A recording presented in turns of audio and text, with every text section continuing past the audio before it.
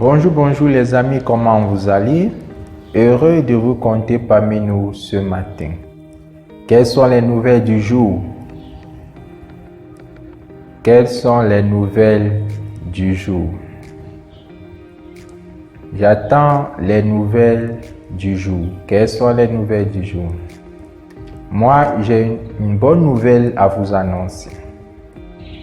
La bonne nouvelle, c'est que vous pouvez investir de manière rentable et de manière industrielle dans le secteur de la viande.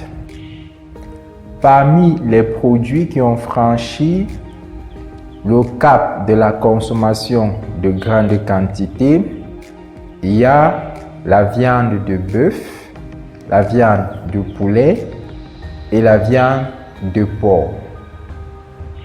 3 produits commercialisés sous plusieurs formes sur le marché local. Viande crue, plat préparé, viande grillée. Concernant la viande crue,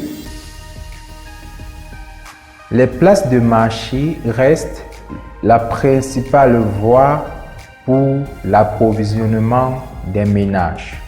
Environ 80% des ménagers et des restaurateurs s'approvisionnent sur les places de marché. En deuxième position, nous avons les supermarchés. Puis, nous avons les boucheries de quartier qui commencent à émerger de plus en plus. Concernant les plats préparés de viande, il s'agit là de la restauration hors domicile. C'est un marché éclaté, c'est un marché fragmenté. Nous allons bientôt lancer nos épisodes sur la restauration hors domicile. Donc, abonnez-vous, restez connectés.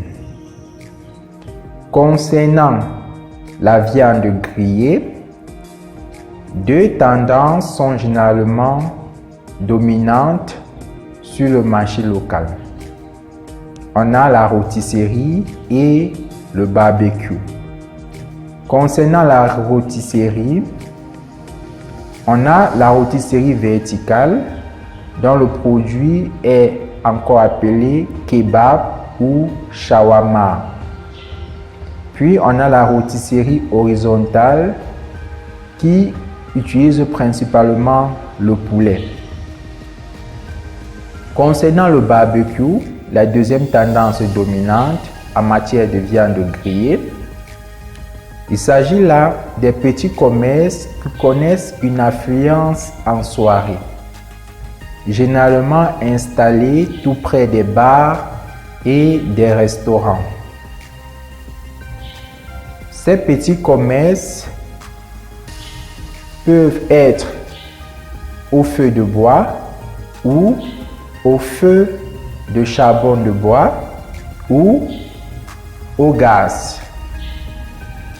Le barbecue au gaz se répand plus vite que le barbecue au feu de bois ou au charbon de bois. Cependant, la sécurité alimentaire dans ces petits commerces n'est pas garantie.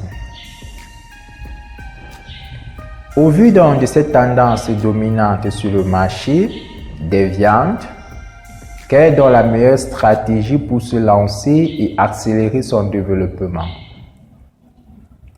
La meilleure stratégie pour se lancer dans le secteur des viandes, c'est bien sûr de s'appuyer sur la centralisation de l'approvisionnement et développer un réseau mobile et fixe de distribution au travers d'une marque forte, ouverte et intégrante.